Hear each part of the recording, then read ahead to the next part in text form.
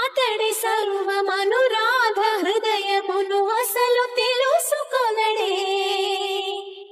పెదవి ఉనికి నిందుకనో వయసు ఉనికి దేనికనో కాలమాగి నిందుకనో అడుగు పడదు దేనికనో నీ పిల్లన గ్రోవి సవ్వడి వెనక సిలిపోదా తండ్రి రాధాకృష్ణ రావా రావా కోరింది నీ రాక మెచింది నువ్వు లేక